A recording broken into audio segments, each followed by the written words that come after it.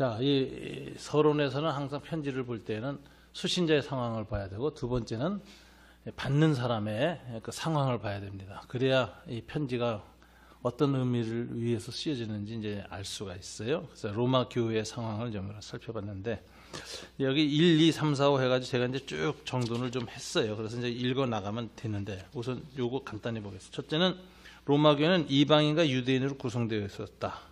그래서 로마서 이 두 그룹의 관계가 무엇인지를 잘 교훈하고 있습니다. 특별히 로마서 4장에 보면 믿음으로 구원 얻는다는 그 대표적인 예를 누구를 아브라함을 들어요.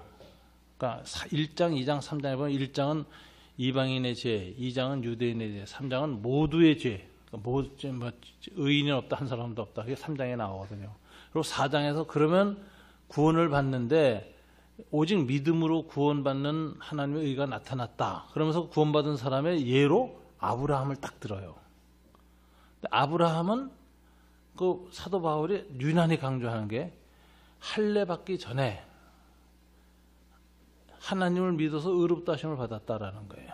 그래서 로마 창세기 17장에서인가 할례를 받고 15장에서 이제 하나님의 약속을 믿으니 하나님 저를 의로 여기셨다는 기절이 이제 15장 7절에 나오거든요. 그러니까 이게 무슨 소리냐면 할례 받기 전의 상태에서 믿음으로 구원 얻었다. 이 말은 뭐냐면 유대인들이 아니라 이방인 크리스찬들이 할례를 받기도 전에 믿음으로 구원 얻는 일이 고넬료에서 일어났고 사도 바울의 선교지에서 일어났거든. 아브라함하고 똑같은 거다 이거죠. 그게 이제 로마서의 핵심 논쟁으로 들어가는 거예요. 아브라함이 할례 받기 전에 구원받았다. 그러면서 아브라함은 뭐라면, 그러므로 아브라함은 이방인의 믿음의 조상이요 동시에 유대인의 믿음의 조상이다. 그게 할례 받았으니까. 그러니까 이방인과 유대인의 공통 믿음의 조상은 아브라함이다. 그리고 구원받는 원리는 똑같이 믿음으로 구원받는 것이다. 이렇게 설명하는 게 로마서 4장이에요. 그러니까 이 벌써 로마서 4장에 구원론이 나올 때 아브라함을 딱 드러내놓고 아브라함에게 주는 강조점이 할례 받기 전에 구원받았다. 이걸 강조하는 것은 로마서의 목적이 뭔가를 보여줘요. 유대인과 이방인 그리스도인 사이의 갈등을 이미 상당히 의식하고 그것을 통합하기 위한 신학적 정돈이 이미 바울은 돼 있었어요. 아브라함을 통해서. 그걸 얘기하고 있어요. 자, 구성되어 있었고, 이제 역사를 보면 BC 62년 폼페이우스가 1차 삼두 정치를 하고 있다가 시즈한테 패합니다. 내전에. 그래가지고 어디로는 동방으로 와요. 이제 이 로마를 빼앗기고 동방으로 와서 어디를 점령하냐면 예루살렘을 점령해요. 그래서 이제 그 이집트하고 예루살렘을 다 점령합니다. 이 당시 예루살렘은 이집트에 있던 그 헬라 왕국, 그러니까 그 마케도니아가 세운 왕국이 넷으로 쪼개져서 이집트에 그 그리스 왕국이 있었거든요. 거기에 있었던 유명한 여자가 이제 우리 잘 아는 것처럼 클레오파트라예요. 그 사람은 검은색 미인이 아니에요. 휘랍 여인이에요. 그리스 여자예요. 그래서 이제 그리스 왕조였기 때문에. 그러니까 아주 그리스 그 사람들이 통치하던 왕조의 후손이 이제 클레오파트라죠. 그래서 이제 있는데 이게 이제 동방 상황인데 이 당시 유다는 독립전쟁에 마카비에 의해서 승리해가지고 잠시 독립국가가 돼요. 그래서 그걸 마카비 왕조라 그래요. 근데 마카비 왕조의 내란 상태가 일어나고 막 이랬을 때 예루살렘으로 누가 들어오느냐? 이집트의 본거지를 갖고 있던 폼페이우스 장군이 군대 끌고 들어와요. 그래서 BC 62년에 점령이 됩니다. 그래야지 로마에 저항했던 대부분의 마카비 왕조의 귀족들로 이루어졌던 유대인들이 다 잡혀갑니다. 잡혀가. 그래서 로마로 끌려가. 이게 처음 로마라는 도시에 유대인이 들어오는 역사적 사건이에요. 근데 이 사람들이 다 귀족들이고 민족 정신이 강한 사람이고 똑똑한 사람들이었어요. 로마는 항상 점령한 다음에 순종하겠다고 맹세하면은 포로들을 풀어줘서 친로마 세력을 양성합니다. 이게 식민지 지배의 원칙이거든요. 이 사람들이 다 황제에 의해서 사면돼요. 그래서 노예 상태에서 벗어났기 때문에 이런 사람들을 리버다노라고 불렀어요. 자유인, 해방된 사람, 리버다노라는 게 이제 해방된 유대인. 이게 이제 리버다노 유대인이 처음 형성된 내용입니다. 그러다가 BC 40년에 20년형이죠. 20년 후에 율리우스 황제로 인해서 로마인들한테 특별한 그 은전이 주어지는데 종교적 집회를 할 수 있고 총회를 유지할 수 있다 했어요. 고향을 떠나서 로마로 와 있던 많은 유대인들은 자기네들의 자치회를 구성할 수 있는 권한을 얻으면 그게 아주 굉장히 큰 권한이에요. 그러니 자치회 회장이 로마에 세금 내는 거 뭐 이런 것까지도 다 당국하고 협상할 수 있는 거예요. 그래서 자치회를 구성해서 이거 총회라 그래서 어셈블리. 이 구성권을 처음 받습니다. 자, 그래서 유대인 전통에 대한 권리들을 유지할 수 있게 해줬는데 AD 19년에는 이게 문제가 생겼어요. 티베리우스 황제 때 박해가 일어나서 로마로부터 유대인 전원이 추방당합니다. 추방령, 다 쫓겨나요. 생업을 다 잃고. 그리고 23년 후에 티베리우스가 다시 로마 귀환을 허용해요. 그래서 다시 돌아와요.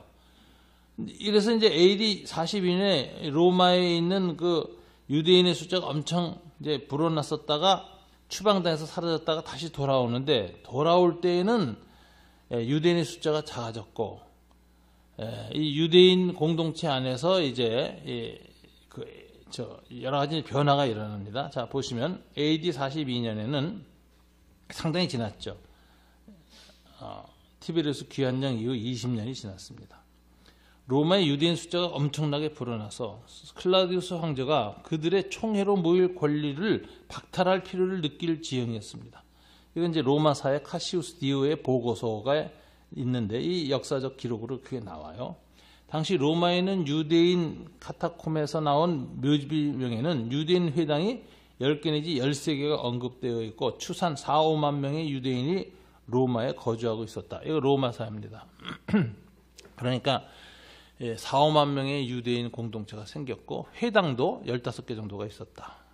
그래서 이 사람들이 이제 매주 회당에서 모이는 이런 것이 있습니다.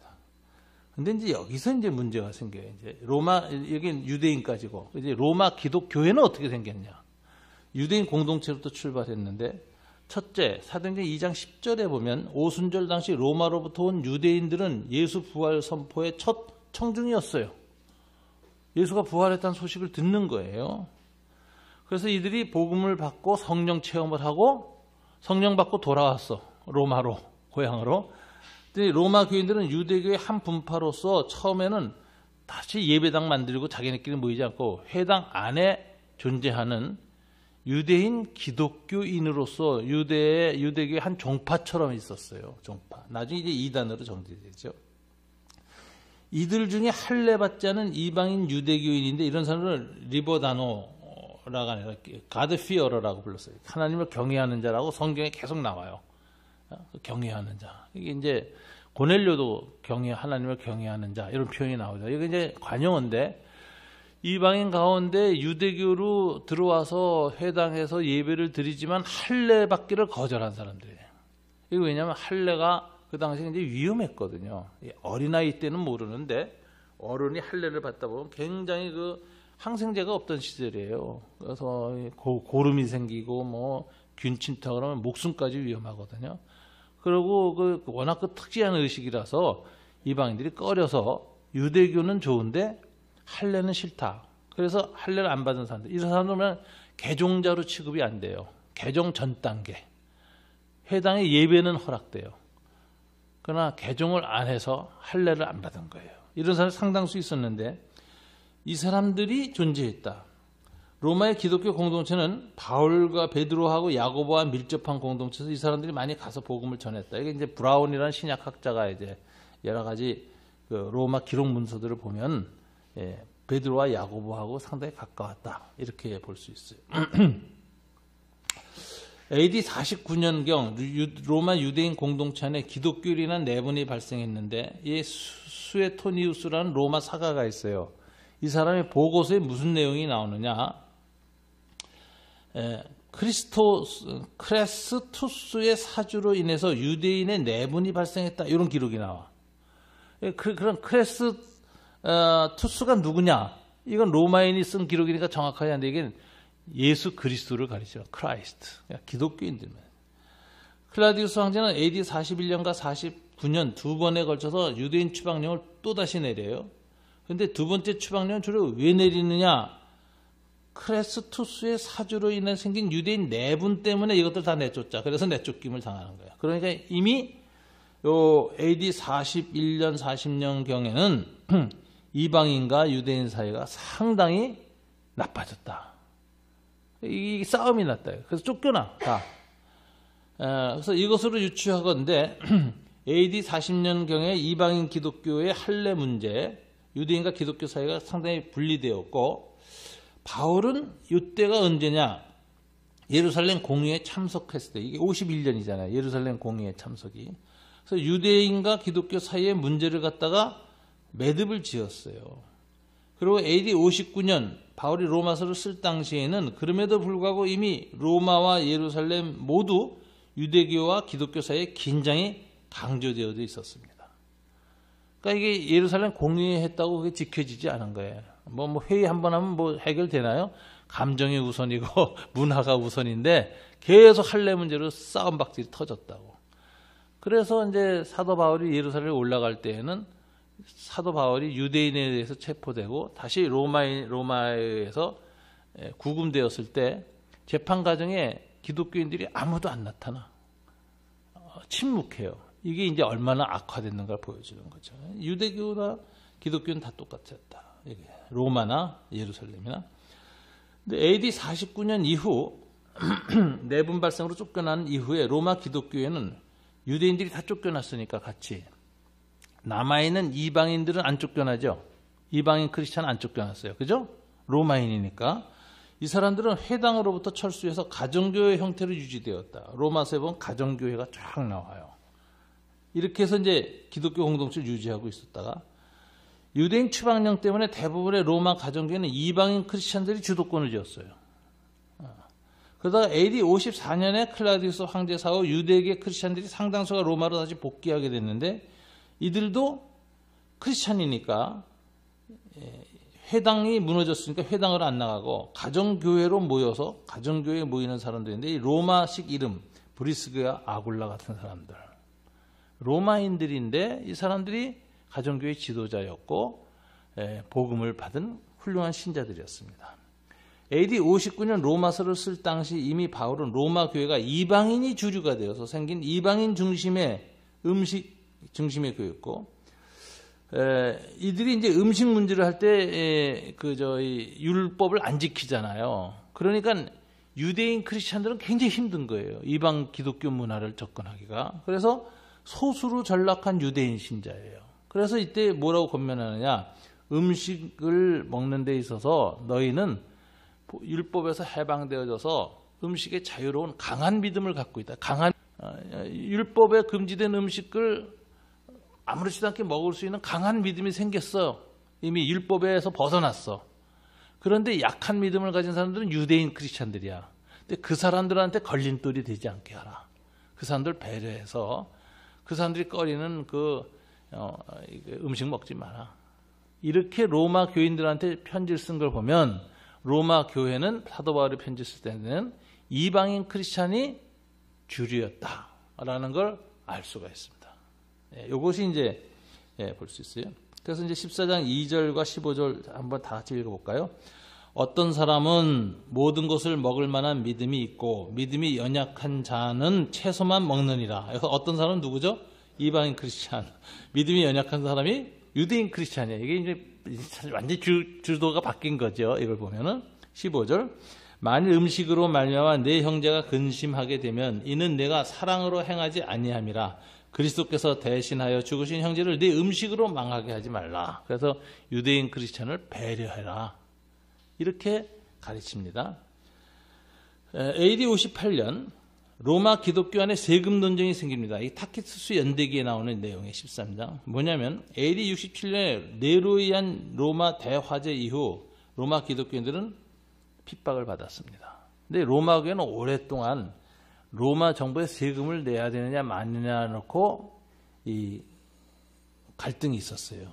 왜냐하면 대부분 외국으로부터 포로로 끌려왔고 노예로 끌려온 사람들 많아요. 로마에 대해서 원한이 많아요.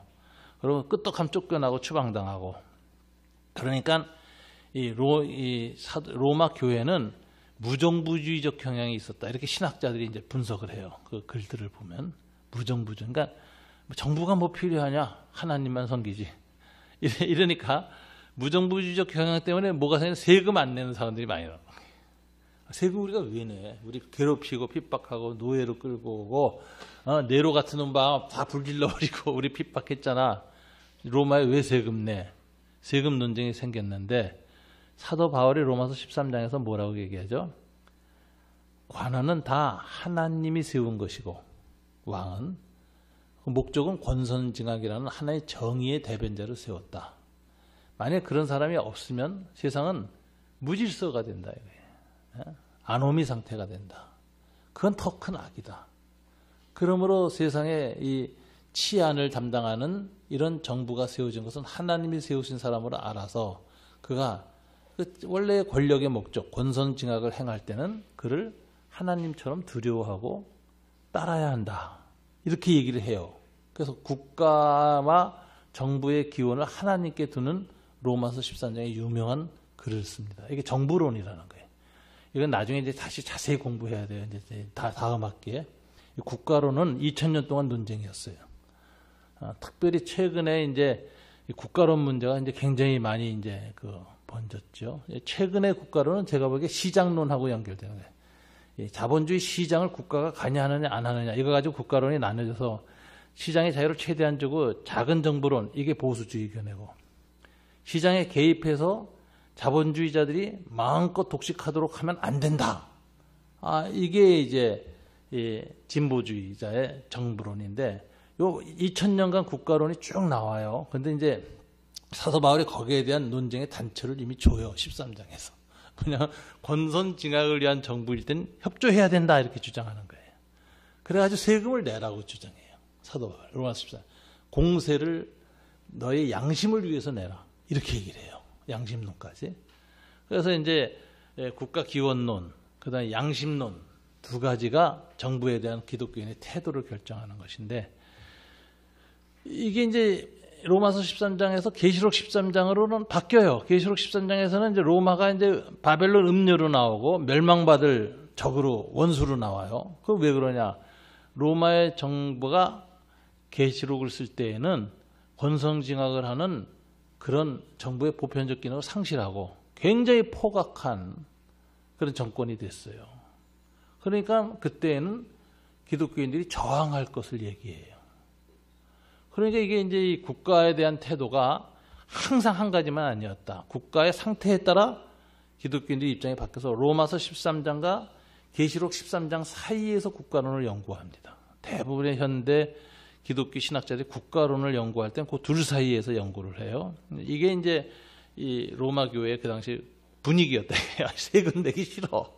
이런 놈들한테 왜 세금을 내야 돼? 그런데 양심과 하나님의 질서를 위해서 세금을 내라. 이렇게 하는 이론이 13장에 나옵니다. 자, 이제 이게 분위기였고, 그 다음에 이제 재미난 사실은 최근에 나온 그 로마서 문서인데, 카타콤에서 예배를 드렸잖아요. 왜 카타콤에 모여서 예배를 드렸을까요? 박해기에.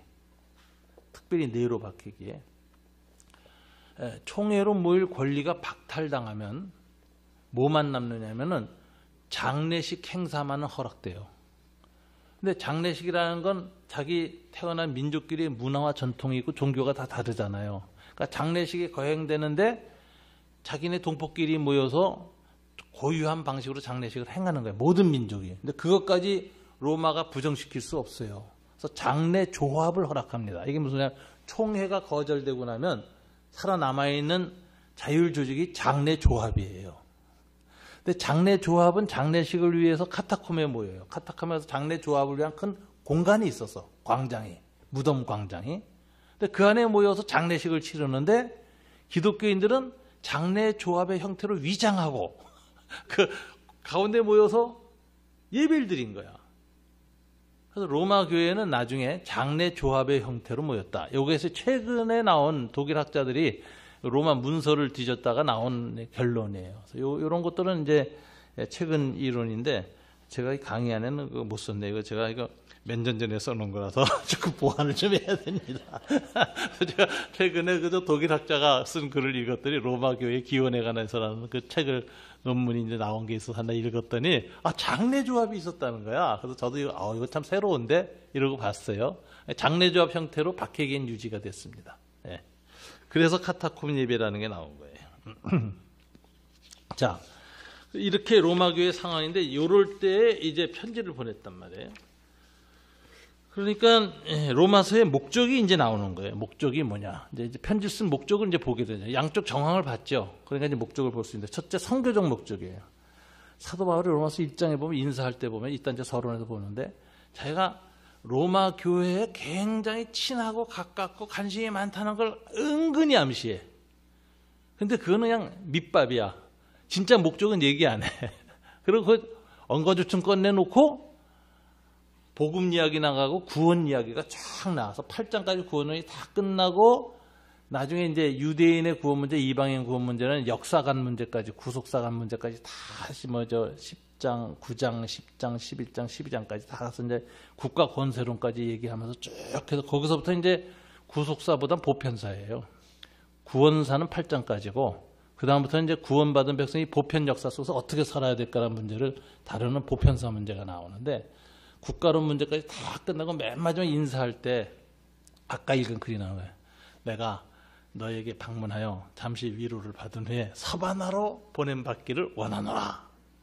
그러니까는 로마 교회로부터 스페인 선교사로 파송받기 위한 목적으로 썼다. 안디옥 교회에서 선교사로 파송받아서 소아시아 전도와 그리스 전도까지 완성했습니다. 이제 남은 건 뭐죠? 로마를 중심으로 해서 남은 절반 반원이에요. 반원은 뭐냐면 스페인까지예요.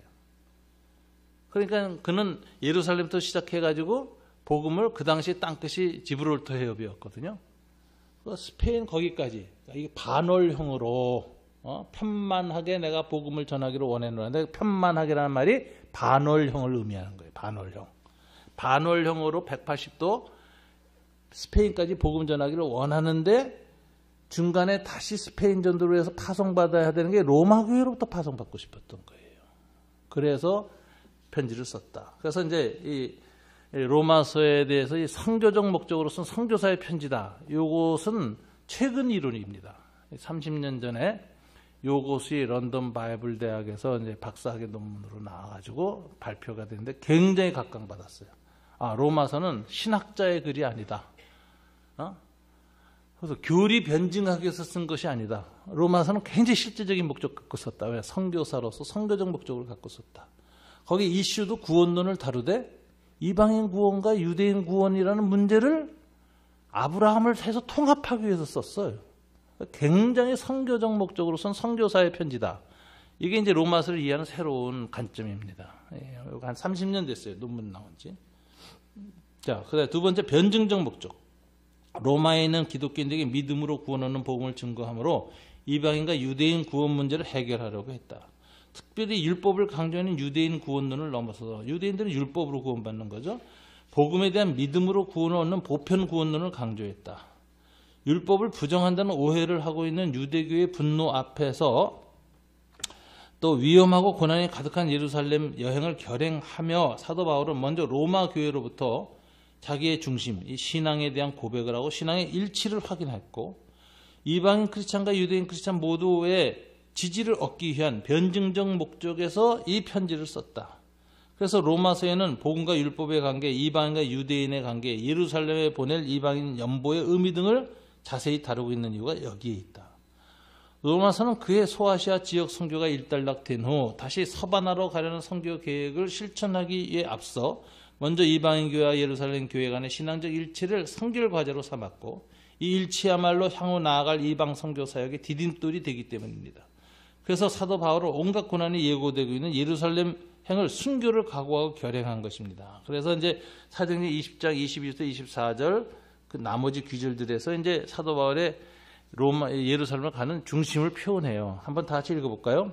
보라, 이제 나는 성령에 매어 예루살렘으로 가는데 거기서 무슨 일을 당하려는지 알지 못하느라. 오직 성령이 각성해서 내게 증언하여 결박과 환난이 나를 기다린다 하시나 내가 달려갈 길과 주 예수께 받은 사명 곧 하나님의 은혜의 복음을 증언하는 일을 마치려 하면은 나의 생명조차 조금도 귀한 것을 여기지 아니하니라. 스페인까지 난 가야 돼. 이걸 위해서는 예루살렘으로 가야 돼. 고난이 있어도. 이런 그 복음 전파로서 순교적 그 사명 의식을 드러냈는데, 이게 로마서를 쓰기 전에 예루살렘으로 가는 자기의 목적을 설명한 것이고, 가기 전에 로마서를 쓴 목적을 설명하는 거예요. 이게 아주 분명하죠.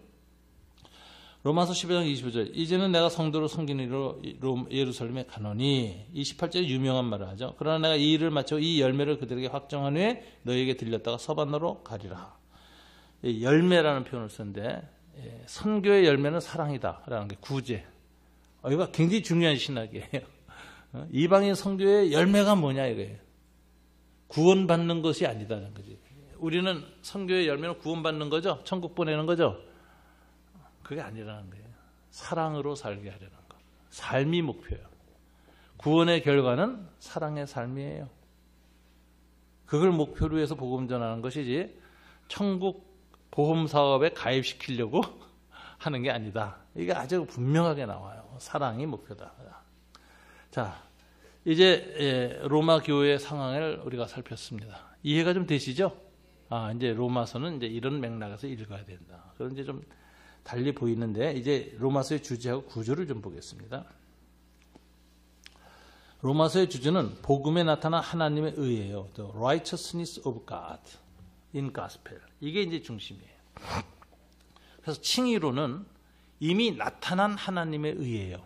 믿음으로 구원받는 의. 성화로는 현재 실현되고 있는 하나님의 의예요. 그래서 우리를 거룩하게 만들어 죄를 제거하고. 영화로는 8장이죠. 미래에 완성될 하나님의 의예요. 우리의 육체가 다 천사처럼 변하게 되고 죄가 전혀 사라지는 그 마지막 순간을 얘기하거든요. 그러니까 이게 과거, 현재, 미래 실현된 하나님의 의 칭의론, 현재 진행되고 있는 하나님의 의 영화론, 아니죠, 성화론, 그 다음에 미래에 완성될 하나님의 의 영화론, 이렇게 시제 세 개를 가지고 하나님의 의를 설명하는 것이 4장부터 8장까지예요. 로마서의 가장 코어 부분이죠. 구원론에. 이걸 이제 봐야 되는데, 그럼 하나님의 의는 어떻게 설명해야 되느냐? 맨 마지막에 제가 하나님의 의, righteousness라는 단어는 복합적인 의미인데, 이 의미는 두 가지입니다. 뭐가 하나는 justice예요. 하나님의 공의, 정의. 이게 어디에 나와요? 율법에 기록되어 있어. 율법은 하나님의 정의가 기록되어 있어. justice, 십계명서부터 다. 그런데 이것만 갖고는 하나님의 의가 완성이 안 돼요. 왜? 율법을 아무리 하나님의 정의를 가르쳐줬어도 인간의 죄성 때문에 이거 다 지켜요? 못 지켜요? 아무리 노력해도 못 지켜. 2% 부족이야. 결정적인 2%. 근데 그건 어떻게 채워지죠? 율법에도 그게 이미 암시되어 있어요. 율법의 십계명서부터는 도덕적 법률을 주어진 다음에 죄 지은 인간들은 어떻게 하죠? 도덕을 다시 강조하지 않아요. 제사 지내라. 피로 씻김을 받아. 요것이 칭의예요. 칭의. 의롭다 하심이에요. justice가 아니라 justification. 영어로는 정의와 칭의. 우리가 이제 번역한 그렇게 됩니다. 칭의라는 건 뭐냐? 의롭다고 칭해 주는 거예요. 그러니까 용서해 주는 거예요. 근데 율법에서는 짐승의 피로 의롭다고 칭해 줬는데, 그 짐승의 피가 예수 그리스도의 피로 완성됐어. 그래서 예수 그리스도의 십자가 죽음으로 의롭다고 칭해 주는 거예요. 그래서 justice 플러스 justification이 righteousness예요. 이 로마서의 의란 무엇인가? 이거 정확하게 가장 중요한 겁니다. 이거 이해해야 로마서를 이해해요. 하나님이 원하는 righteousness는 뭐냐? 하나님 앞에 의롭다는 건 뭐냐? 율법의 justice, 그리고 거기에 못 미치는 인간의 죄성에 의한 인간의 죄의식과 죄책감, 이거를 해결하려면 칭의의 은총이 부어져야 되는데, 이것이 예수의 속죄론이다. 이게 로마서 핵심이에요. 하나님의 정의는 뭐냐? 하나님의 의라는 것은, righteousness라는 것은 정의 플러스 칭의다. 예수님이 그랬죠. 너희는 먼저 그의 나라와 그의 의를 구하라. 그럼 그 의도 뭐예요? righteousness예요. 정의를 구하고 정의에 못 미친 인간이 하나님의 은혜를 구하는 것, 용서자비, 그래서 칭의, 의롭다 하심을 덧입는 것, 이게 완성돼야 righteousness라니까. 그러니까 이게 이제 복음서 이해할 때 의라는 개념만 정확하게 접해져 있으면 로마서를 읽을 때 다 해석이 돼요. 아, 이게 이 말이구나, 이 말이구나. 이게 의의 칭의론적인 측면을 얘기한 거고, 아, 요거는 의의 정의론을 얘기하는 거로구나. 이렇게 정의와 칭의라는 두 개념이 있어요. 그동안의 로마서 해석은 전부 칭의론 중심으로 해석을 했는데, 최근에 나온 로마서 주석이 새로 있어요. 이거는 기독교 신자가 아닌 사람이 로마서 주석을 했어요. 아주 깜짝 놀랄 일이죠.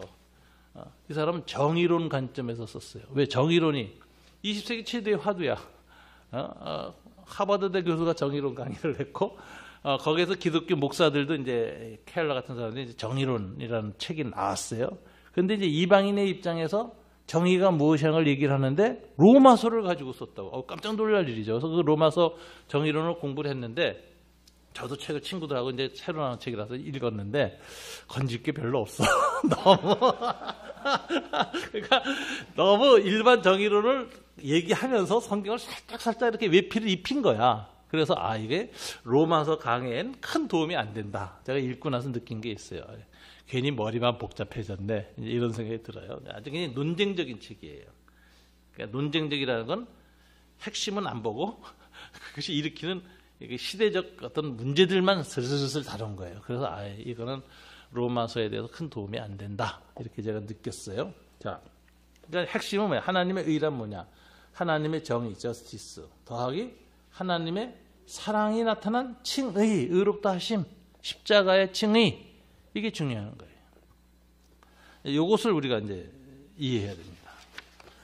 이렇게 해놓고 로마서 구조를 보면 이제 확 들어와요. 이게 어떻게 되냐. 로마서의 구조를 보면요. 먼저 두 번째 구조는 로마서의 중층 구조라는 거 먼저 좀 볼 필요가 있어요. 동심은 그려놨잖아요.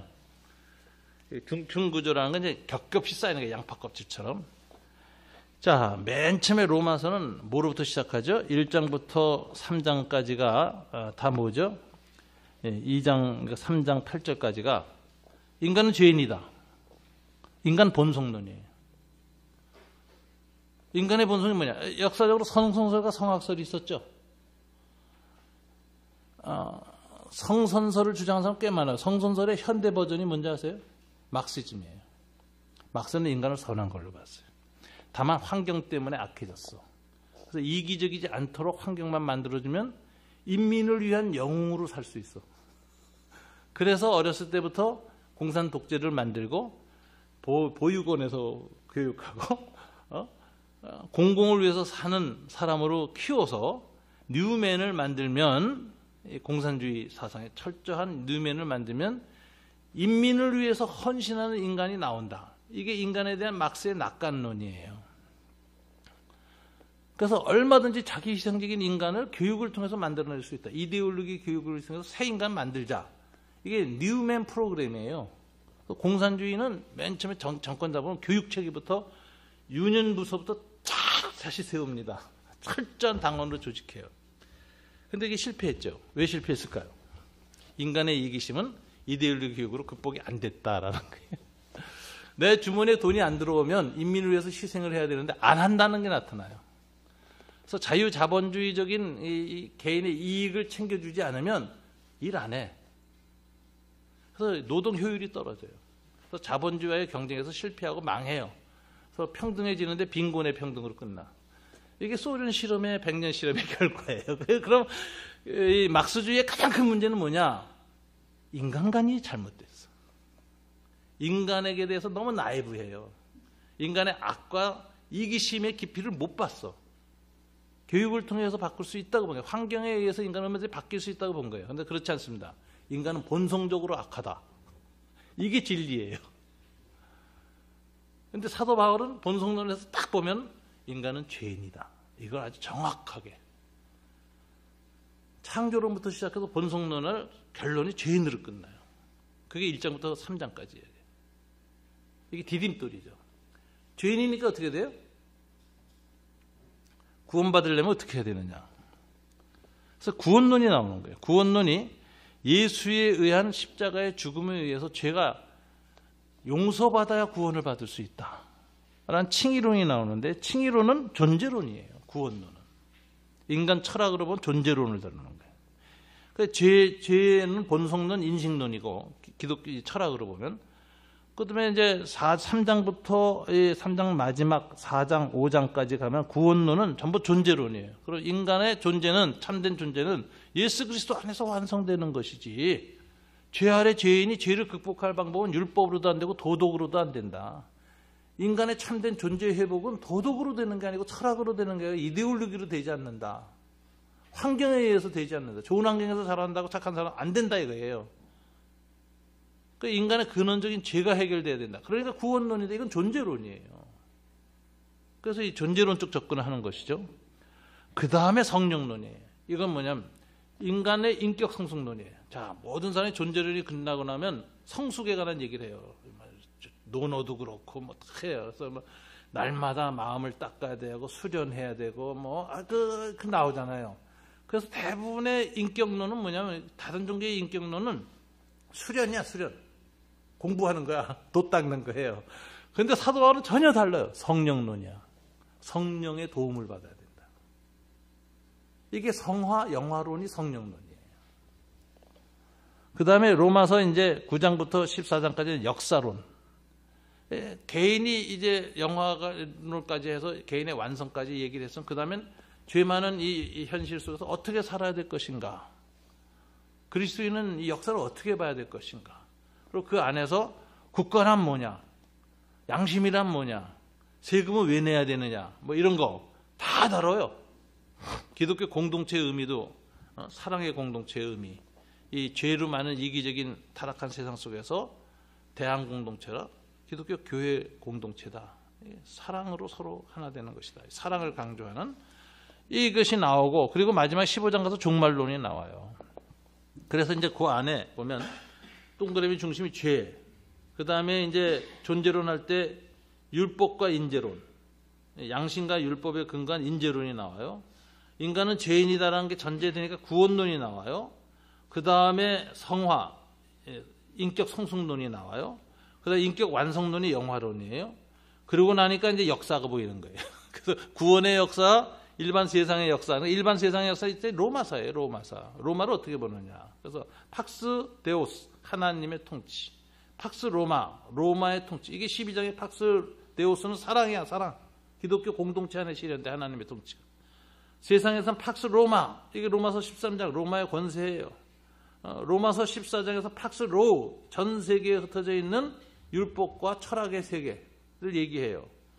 그리고 마지막엔 하나님 나라의 성교를 위해서 내가 어떻게 해야 되고 종말이 어떻게 될 것인가, 이걸 얘기해요. 그래서 로마서의 중층 구조는 이렇게 보면 됩니다. 이거 굉장히 재미있는 도표예요. 이건 누가 베낀 게 아니라 제가 만든 겁니다. 정돈해가지고 철학과 세계사를 넣고 분류를 한 거예요. 이렇게 분류하니까 저도 아주 좋더라고요. 요거는 아주 관점이 참 좋다. 저 스스로 만족했습니다. 중층구조, 양파로 보는 거예요. 양파로.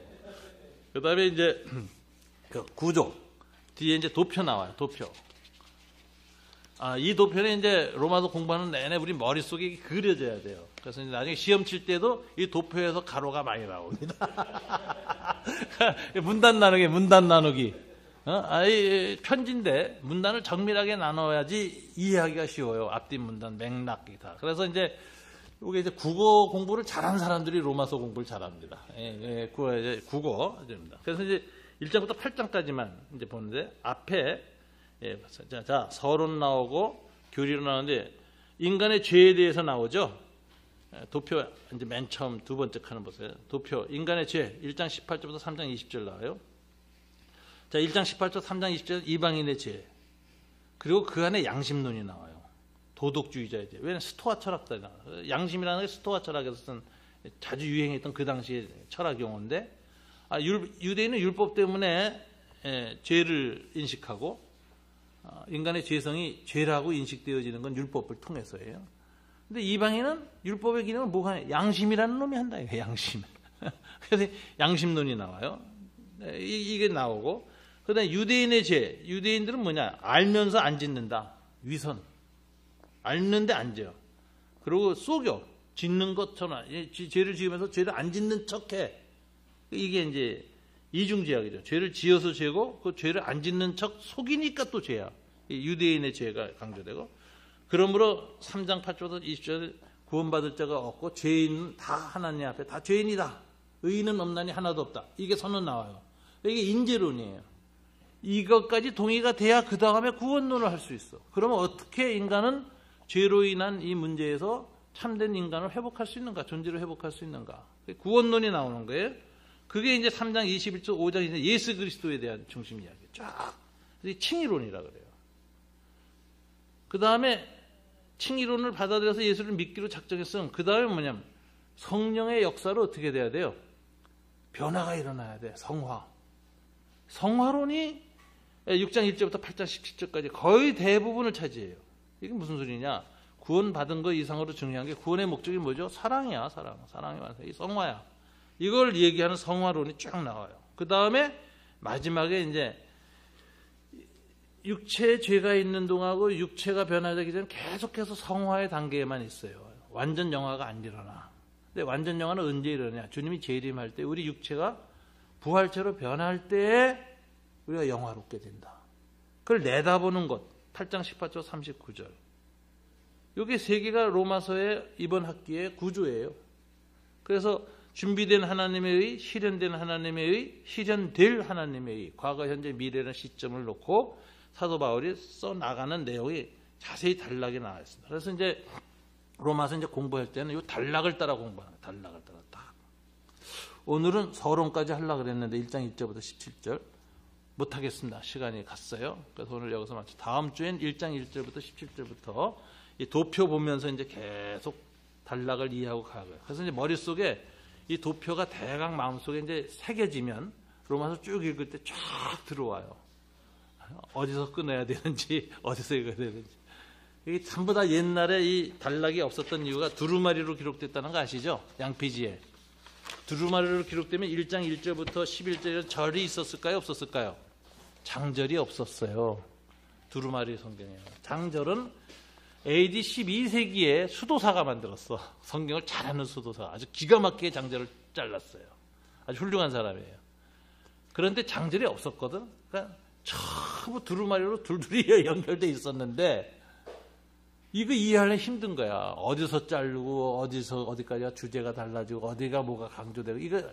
근데 이 도표가 딱 있으면 한 덩어리 로마서 덩어리가 딱딱 갈라져서 어디까지가 나무고 뿌리고 어디서부터가 줄기고 어디서부터 가지가 나왔고 어디서 또 새가지가 나왔고 이거 다 알 수가 있어요.